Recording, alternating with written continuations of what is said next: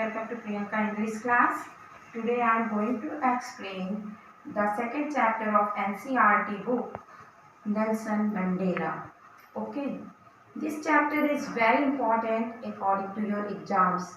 बेटा इस चैप्टर के क्वेश्चंस आपके एग्जाम्स में जरूर पूछे जाते हैं, चाहे लॉन्ग क्वेश्चन आए चाहे शॉर्ट क्वेश्चन आए और मे बी एक्सट्रैक्ट भी आ सकते हैं. तो एग्जाम्स के अकॉर्डिंग तो ये चैप्टर आपके बहुत इंपॉर्टेंट है ही. इसके साथ साथ नेल्सन मंडेला का कैरेक्टर एक इंस्पायरेबल कैरेक्टर है. So it is a very important character, okay, according to our aspects of life also. तो फर्स्टली मैं आपको ये बता दूं कि नेल्सन मंडेला जो थे, ये चैप्टर जो है इनकी book long walk to freedom से लिया गया है और ये एक ऑटोबायोग्राफी है. ऑटोबायोग्राफी मीन्स जिसमें कोई भी खुद के बारे में बताता है. आपने कई बार सुना होगा कि ऑटोग्राफ प्लीज, जो फिल्म स्टार्स होते हैं, एक्टर्स होते हैं, उनसे लोग ऑटोग्राफ मांगते हैं. ऑटोग्राफ मीन्स उनका खुद का सिग्नेचर. तो इसी से बना हुआ है ऑटोबायोग्राफी, जिसमें लोगों के बारे में, लोग अपने खुद के बारे में एक्सप्लेन करते हैं. ओके, अब लॉन्ग वॉक टू फ्रीडम, इसका मीनिंग आप जरूर समझ लीजिए. Means this is the story of the struggle of Nelson Mandela. ये नेल्सन मंडेला की स्ट्रगल की कहानी है जो उनको फ्रीडम लेने के लिए करनी पड़ी. इनको अपनी लाइफ के नियर अबाउट 30 ईयर्स प्रिजन में स्पेंड करने पड़े. क्यों स्पेंड करने पड़े? क्योंकि इनको फाइट करनी थी अपने ही लोगों से, साउथ अफ्रीका के लोगों से. ओके, कहने के लिए तो अफ्रीका जो है वो, कहने के लिए तो साउथ अफ्रीका अफ्रीका कॉन्टिनेंट का एक बहुत बड़ा कंट्री था और वर्ल्ड का 24th लार्जेस्ट कंट्री था. बट यहाँ पर 300 साल से भी ज़्यादा वाइट पर्सन्स का राज था. इट मीन्स टू से कि वहीं के लोगों को 2 पार्ट्स में डिवाइड कर दिया गया था, वाइट और ब्लैक पर्सन्स में. अब वाइट पर्सन्स वो पूरी तरह से ब्लैक पर्सन्स पर हावी थे. आपने शायद कभी ये स्टोरी सुनी भी होगी, और अगर नहीं सुनी है तो जान लीजिए कि एक बार गांधी जी जो थे वो साउथ अफ्रीका से इंडिया आ रहे थे.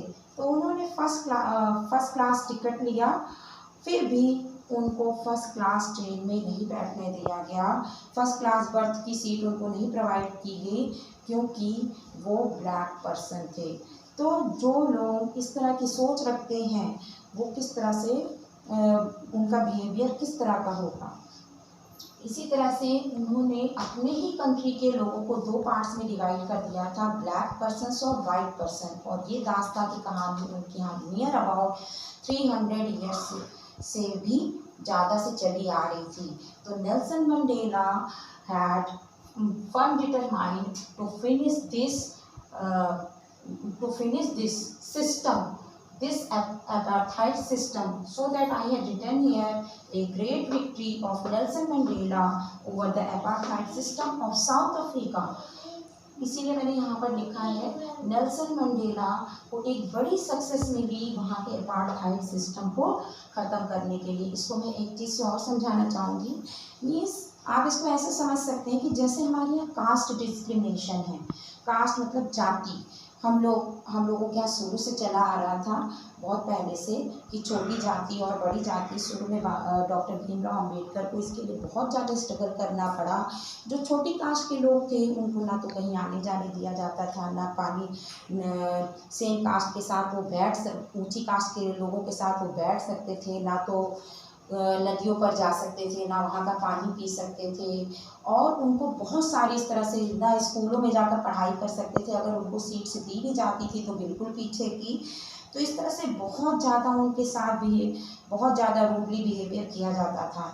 तो इसी तरह से साउथ अफ्रीका में लोगों को उनके कलर के अकॉर्डिंग डिस्क्रिमिनेट किया गया था, वाइट और ब्लैक कलर के अकॉर्डिंग. जो वाइट पर्सन्स थे वो पूरी की पूरी तरीके से ब्लैक पर्सन्स पर हावी थे, उनके ऊपर अत्याचार करते थे. तो जो नेल्सन मंडेला थे उनको लिबर्टी मिली, उन्होंने ब्लैक पर्सन्स को लिबर्टी दिलाई against the white persons. Okay, कैसे उसके बाद कैसे उनको फ्रीडम मिला, इसके लिए उन्होंने ANC पार्टी ज्वाइन की, ANC means African national Congress party join की। इसके बाद वहाँ पर पहला डेमोक्रेसी का इलेक्शन हुआ। डेमोक्रेटिक इलेक्शन का मतलब होता है प्रजातंत्र हुआ।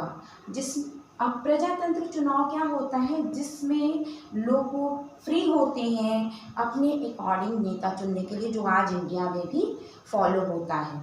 ठीक है, तो वहाँ पर पहली बार डेमोक्रेटिक इलेक्शन हुआ, जिसमें 400 सीटों में से नेल्सन मंडेला को 252 सीट्स मिली, आउट ऑफ 400 252 सीट्स मिली, और वो वहाँ के पहले ब्लैक प्रेसिडेंट चुने गए। इन 10 मई 1994 में वो वहाँ के पहले ब्लैक प्रेसिडेंट चुने गए। इसके अलावा मैं एक बात और बता दूं, इनको साउथ अफ्रीका का गांधी जी भी कहते हैं। और क्यों कहते हैं गांधी जी, क्योंकि इन्होंने नियर अबाउट 30 इयर्स जेल में तो स्पेंड किए ही, साथ में जो इन्होंने फाइट की वो पूरी तरीके से नॉन वायलेंस थी। जैसे कि हमारे यहाँ गांधी जी ने हमको आज़ादी दिलाने के नॉन वायलेंटली फाइट किया, वैसे ही इन्होंने भी अपने लोगों को, अपने ब्लैक पर्सन्स को आज़ादी दिलाने के लिए, उनको सिमिलरिटी देने के लिए फाइट किया।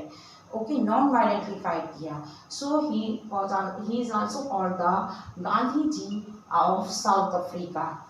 ओके, तो जब ये पहले ब्लैक प्रेसिडेंट वहाँ के चुने गए, तो उसके बाद जैसे हमारे यहाँ शपथ ग्रहण कार्यक्रम होता है, मतलब कोई भी जीत जाता है इलेक्शन में, तो जैसे हमारे यहाँ शपथ ग्रहण कार्यक्रम होता है, वैसे ही वहाँ पर इनॉग्रेशन होता था। तो उस इनॉग्रेशन के लिए साउथ अफ्रीका में एम्पी थिएटर, प्रिटोरिया का एम्पी थिएटर था, जहाँ पर उन्होंने अपनी पहली स्पीच दी। तो आपका ये जो चैप्टर है नेल्सन मंडेला, ये उन्होंने स्पीच में क्या बोला, उसी पर पूरा बेस है। इस स्पीच में, इस इनॉग्रेशन में पार्टिसिपेट करने के लिए नियर अबाउट 140 कंट्रीज के हाई प्रेसिडेंसीज लोग आए, है ना। अब आप खुद सोच सकते हैं कि कितना बड़ा इनॉग्रेशन हुआ होगा ये उस समय का। और इसमें न केवल 140 कंट्रीज़ के लोगों ने पार्टिसिपेट किया, बल्कि साउथ अफ्रीका के लगभग 1 लाख पीपल ने पार्टिसिपेट किया, जो कि मिक्सअप थे, मीन्स ब्लैक और वाइट पर्सन्स। पहली बार ऐसा वहाँ पर हुआ था जब किसी इनॉग्रेशन में ब्लैक और वाइट पर्सन्स ने मिलजुल कर पार्टिसिपेट किया था। So now let's start your chapter. Okay, yes बेटा, तो अभी हम आपका चैप्टर स्टार्ट करते हैं। तो ये जो आपका इनॉग्रेशन था, आपके चैप्टर की स्टार्टिंग यहीं से हुई है। तो इस इनॉग्रेशन में पार्टिसिपेट करने के लिए नियर अबाउट 140 कंट्रीज़ के लोग आए। ओके, और इस पार्टिसिपेशन में जो हमेशा जिन्होंने इनको कंपनी दी, वो थी इनकी डॉटर जिनानी। तो इनकी डॉटर हमेशा इनके साथ थी। इनके शपथ लेने से पहले वहाँ पर मिस्टर डी क्लैर्क, जो कि डिप्यूटी प्रेसिडेंट चुने गए थे, उन्होंने पहले शपथ ली, और उसके बाद second deputy president mister Mbeki ने शपथ लिया। देन आफ्टर, इसके बाद मेन आपका चैप्टर शुरू होता है, जहाँ से नेल्सन मंडेला की स्पीच शुरू होती है। तो जब वो शुरू करते हैं, उसी समय वो बोलते हैं कि today all of us do by our presence here confer glory and hope to newborn liberty out of the experience of an extraordinary human disaster that lasted too long must be born a society of which all humanity will be proud. Means these are the very important lines of this chapter। इस chapter की शुरुआत की जो ये lines हैं बहुत ही important हैं। इसमें नेल्सन मंडेला कहते हैं कि लंबे समय से चली आ रही गुलामी का अंत हो गया आज, है।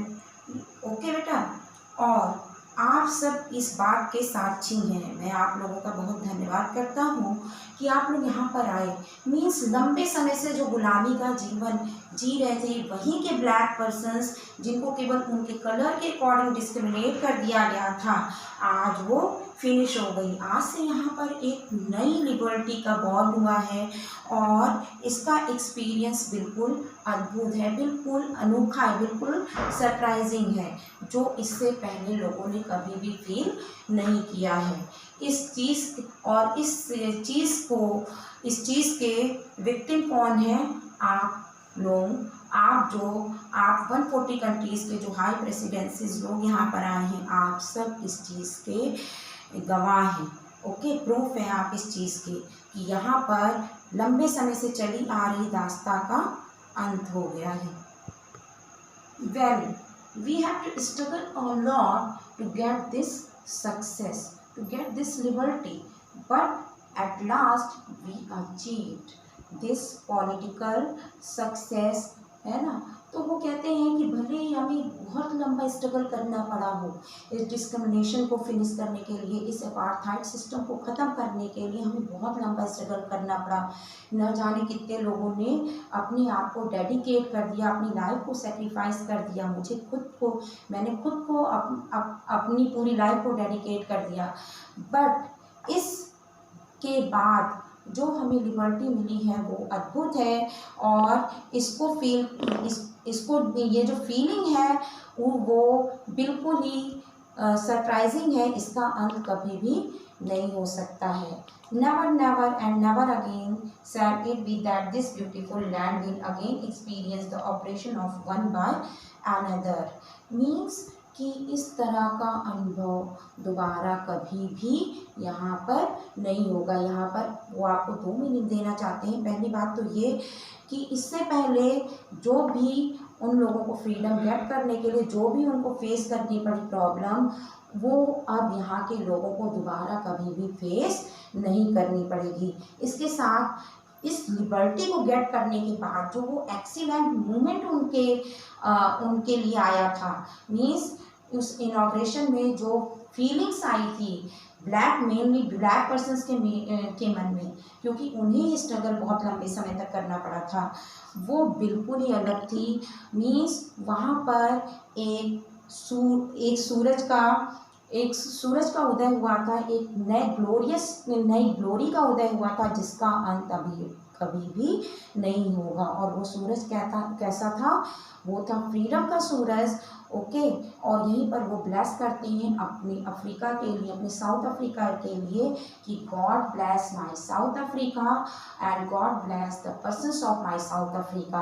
कि हे ईश्वर, यहाँ के लोगों को सद्बुद्धि दें और इनको अपना आशीर्वाद प्राप्त करें कि उनको इस तरह से फिर दोबारा कभी भी स्ट्रगल ना करना पड़े, और ये जो ग्लोरियस सन का यहाँ पर राइज हुआ है वो दोबारा कभी भी सेट ना हो, वो दोबारा कभी भी डूबे ना। ये तो था फर्स्ट पार्ट आपके नेल्सन मंडेला का। अब सेकंड पार्ट में मिलिट्री सैल्यूट दिखाई गई है। जैसे ही नेल्सन मंडेला ओथ ले लेते हैं, उसके बाद मिलिट्री जो है डिफरेंट तरीके से सैल्यूट करना शुरू करती हैं। आपने अपने यहाँ 26 जनवरी को भी परेड देखी होगी और सैल्यूट देखा होगा, एयरफोर्स वगैरह वो कैसे सैल्यूट करते हैं। सेम इसी तरीके से वहाँ पर इनॉग्रेशन के टाइम पे मिलिट्री फोर्स जो है वो सैल्यूट करती है। तो उसको देखकर नेल्सन मंडेला के मन में ये फीलिंग आती है कि ये वही मिलिट्री फोर्स है जो कुछ ईयर पहले उनको प्रिजन में डाल देती थी और उनको कोई भी रिस्पेक्ट नहीं देती थी। Now they are saluting him. Means वो यहाँ पर एक चीज़ और डिफाइन करना चाहते हैं कि आपकी पोजीशन ही आपके एनिमी को आपका फ्रेंड भी बना देती है और आपके फ्रेंड को आपका एनिमी बना दे सकती है। मीन्स ये आपके ऊपर डिपेंड करता है कि आप कब कितनी पावर्स गेन कर पाते हैं, वो इस बात को शो करना चाहते हैं। एनी हाउ यहाँ पर उन्होंने इस चीज़ का यूज़ इसलिए भी किया है क्योंकि साउथ अफ्रीका इस तरीके से मिलिट्री सैल्यूट्स वगैरह देकर वो अपने पावर को भी शो कर रहे थे, क्योंकि वहाँ पे 140 कंट्रीज़ के लोग इकट्ठा थे, हाई प्रेसिडेंट्स वगैरह इकट्ठा थे। तो इस समय सैल्यूट देने का मतलब और अपनी पावर्स को दिखाने का मतलब ये था कि वो अपनी कंट्री की शक्ति को, अपने पावर्स को भी लोगों के सामने दिखाना चाहते थे। बट नेल्सन मंडेला के लिए ये मेन इम्पॉर्टेंट इसलिए था क्योंकि वो ये देख रहे थे कि जो मिलिट्री फोर्स कुछ टाइम पहले तक, कुछ ईयर पहले तक उनको प्रिजन में डालने के लिए परेशान था, who are torturing him for many things, now they are saluting through to him. Here one more thing means इसके बाद वहाँ पर 2 नेशनल एंथम होते हैं। आपने कभी भी नहीं सुना होगा कि किसी और कंट्री में 2 नेशनल एंथम गाया गया हो, बट आप ये सोचिए कि साउथ अफ्रीका में 2 नेशनल एंथम होते थे। एक ब्लैक पर्सन सिंग करते थे और एक वाइट पर्सन सिंग करते थे। तो इससे पहले ना तो ब्लैक पर्सन्स मीन्स इस इनॉग्रेशन के पहले ब्लैक पर्सन्स ने वाइट पर्सन्स का नेशनल एंथम नहीं सुना था और वाइट पर्सन्स ने ब्लैक पर्सन्स का नेशनल एंथम नहीं सुना था। बट इस इनॉग्रेशन में ब्लैक पर्सन्स ने वाइट पर्सन्स का भी नेशनल एंथम सुना और वाइट पर्सन्स ने ब्लैक पर्सन्स का भी नेशनल एंथम सुना। क्या कहना चाहते हैं नेल्सन मंडेला? यहाँ पर ये कहना चाहते हैं now they are mix up with each other. Yes, यहाँ पे वो ये भी बता रहे हैं कि 2 नेशनल एंथम तो हुआ, but now they are ready to accept the national anthems of each other, they are mingled to each other. वो अब यहाँ पर आकर मिल गए हैं। Now it is the victory of his struggle, of his lifetime struggle for which he struggled a lot, which he wanted to get. Now he got the success.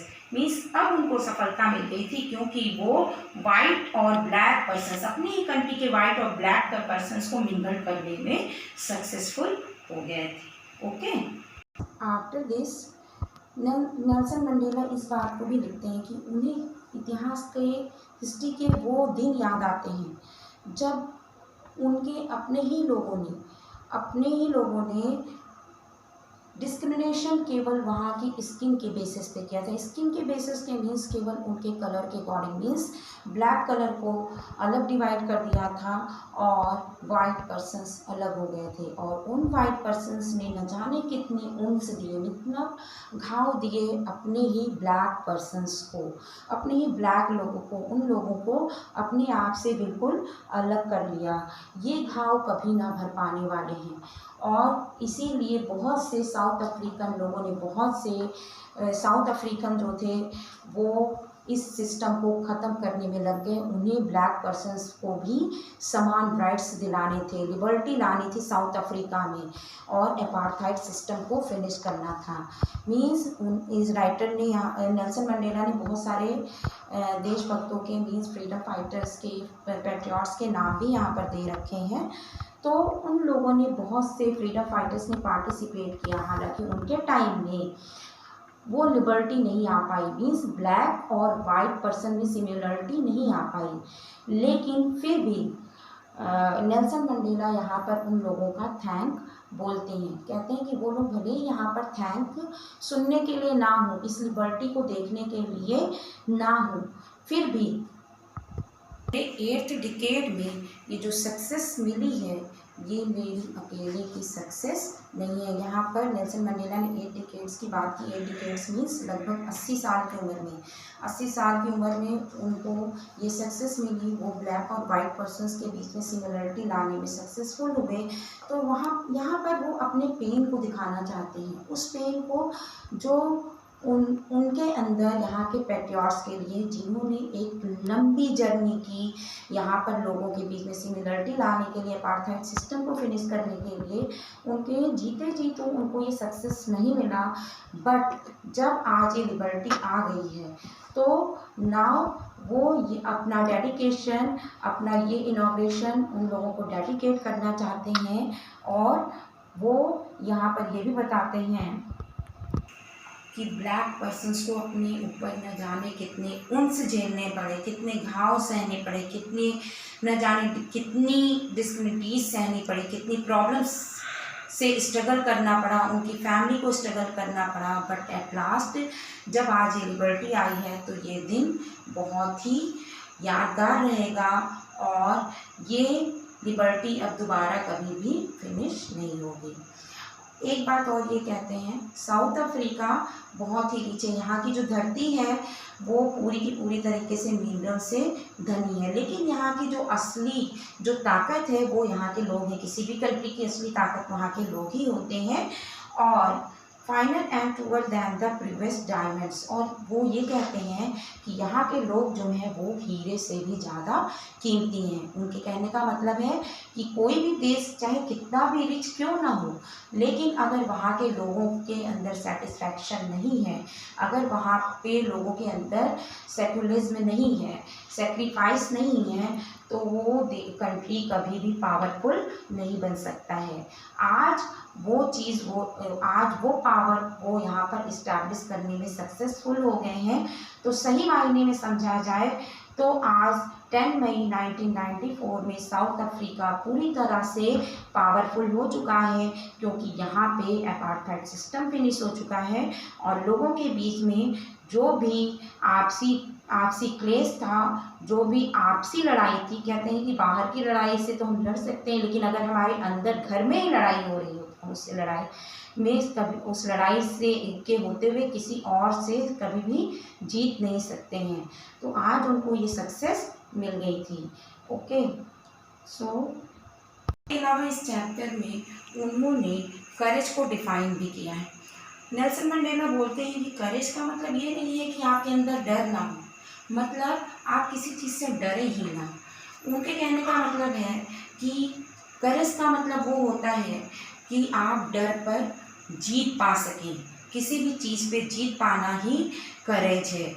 Suppose that कि आपको किसी चीज़ से डर लग रहा है, तो डर लगने का मतलब ये नहीं कि आप साहसी नहीं हैं, लेकिन अगर आप उस डर पे सक्सेस पा लेते हैं तो आप करेजियस हैं। इसके अलावा एक और इम्पॉर्टेंट बात उन्होंने इस चैप्टर में बोली है कि कोई भी इंसान जन्म से हेट के साथ पैदा नहीं होता है, मतलब उसके अंदर जन्म से ही घृणा नहीं डेवलप होती है। अगर किसी के अंदर घृणा है तो इसका मतलब ये है कि वो उसके अंदर लव भी है। उन्होंने यहाँ पर एक चीज़ और बताई है कि जब वो जेल में थे तो उनके साथ बहुत ही रूड बिहेवियर किया जाता था। उसी समय एक जो प्रिजन में एक जो कांस्टेबल था उसने उनको 1 सेकंड के लिए ही रिलैक्स दिया था। तो ये जो इवेंट था वो ये शो करता है कि उस कांस्टेबल से कितना भी बोला गया हो हेट करने के लिए, वो कितना भी हेट करता हो, बट कहीं ना कहीं लव उसके अंदर, कहीं ना कहीं पिटी जो थी, दया थी, उसके हार्ट में छिपी हुई थी। ज़रूरत है तो उस चीज़ को जगाने की। तो यहाँ पर नेल्सन मंडेला ये बताना चाहते हैं कि अगर किसी चीज़ के लिए हेट डेवलप किया जा सकता है तो लव भी डेवलप किया जा सकता है। और आज वो अपने लोगों के बीच में, ब्लैक और वाइट पर्सन्स के बीच में, वो इस लव को डेवलप करने में सक्सेसफुल हो पाए हैं। Okay, so now come to the last part of this chapter. इस लास्ट पार्ट की स्टार्टिंग में उन्होंने बोला है कि किसी भी इंसान के 2 ऑब्लाइगेशंस होते हैं, पहली उनकी कंट्री के लिए और दूसरा उनकी फैमिली के लिए, लेकिन वो ये दोनों ही अच्छी तरीके से करने में बाउंडेड थे, नहीं कर सकते थे दोनों ही। क्योंकि साउथ अफ्रीका जैसी कंट्री में ना तो वो फ्रीली अपनी फैमिली को देख सकते थे, क्योंकि वो एक ब्लैक पर्सन थे और black persons have to struggle a lot for the to arrange the livelihood in South Africa. Black persons को अपनी फैमिली के लिए रोज़मर्रा की चीज़ों को भी इकट्ठा करने के लिए बहुत स्ट्रगल करना पड़ता था। तो मीन्स उनका जो ऑब्लाइगेशन अपनी फैमिली के लिए था, ना तो वो उसको पूरा कर सकते थे। सेकेंड, जो ऑब्लाइगेशन उनका अपनी कंट्री के लिए था वो उसको भी नहीं पूरा कर सकते थे। क्यों नहीं पूरा कर सकते थे? क्योंकि ब्लैक पर्सन्स को तो वहाँ पे कोई राइट ही नहीं था। अगर वो अपनी कंट्री के लिए कुछ भी करने की कोशिश करते थे तो उनको रेबेलियन बता दिया जाता था। What do mean by rebellion? Means उन पर राजद्रोह का आरोप लगा दिया जाता था। तो इस तरह से साउथ अफ्रीका जैसी कंट्री में किसी भी ब्लैक पर्सन के लिए ये दोनों ही ऑब्लाइगेशंस, ये दोनों ही चीज़ें पूरी करनी बहुत ही इम्पॉसिबल बात थी। अब इसके बाद वो ये भी कहते हैं कि आखिर उनके अंदर इस चीज़ का डेवलप कैसे हुआ कि उनको फ्रीडम चाहिए, उनको ब्लैक पर्सन्स के लिए भी लिबर्टी चाहिए बचपन से ही। मीन्स जब उनका बॉन्ड हुआ, जब थोड़ा सा वो समझदार हुए, बचपन में तो जैसे थे, बचपन में बच्चों को कुछ भी नहीं पता होता है, जब तक वो 4-5 साल के होते हैं वो फ्री होते हैं, उनके लिए खाने पीने से ज़्यादा कोई भी ज़रूरत नहीं होती है। लेकिन जैसे जैसे वो बड़े होते गए और उनको ये फील होने लगा कि उनका जो फ्रीडम है वो केवल इल्यूशन है। इल्यूशन मीन्स केवल भ्रम है। मीन्स छोटे बच्चों को तो इसकी आज़ादी चाहिए ना, कहीं पर भी दौड़ सकते हो, कहीं पे भी नदियों के साथ खेल सकते हो, कहीं पर भी झरने के साथ जा सकते, झरने के बीच झरने को देखने जा सकते हो, बैलगाड़ियों के पीछे भाग सकते हो। लेकिन वहाँ पर ब्लैक पर्सन्स के बच्चों को ये राइट नहीं था। तो जैसे जैसे वो बड़े होते गए और उनका ये इल्यूशन टूटता गया, उनका ये भ्रम टूटता गया कि ब्लैक पर्सन्स के साथ साउथ अफ्रीका में कैसा बिहेवियर होता है, यहाँ के लोग कितने नैरो माइंडेड हैं, जो वाइट पर्सन्स हैं वो ब्लैक पर्सन्स को क्या समझते हैं। वैसे ही उनके अंदर आज़ादी को लेकर एक प्यास जाती गई, एक थर्स्ट वो जगती गई कि उनको अपने ब्लैक पर्सन्स के लिए एक लिबर्टी चाहिए। और जब ये लिबर्टी बिल्कुल अपने लास्ट स्टेज पे पहुंच गई तो उन्होंने अपने आप को क्रिमिनल बताया है। क्रिमिनल क्यों बताया है? क्योंकि एक सीधा साधा सा इंसान अब आज़ादी के लिए इतना ज़्यादा, लिबर्टी के लिए इतना वो हो गया था कि उसने बहुत सारे ऑपरेशंस में पार्टिसिपेट किया। तो यहाँ पर नेल्सन मंडेला ये बताते हैं कि मीन्स एक ओके बेटा, I repeat this lines again. Nelson Mandela ने बहुत सारे फ्रीडम फाइटिंग ऑपरेशंस में पार्टिसिपेट किया और उन्होंने ANC, जैसा कि मैंने पहले भी आपको बताया था कि अफ्रीकन नेशनल कांग्रेस ज्वाइन की अपनी ब्लैक पर्सन्स को लिबर्टी दिलाने के लिए।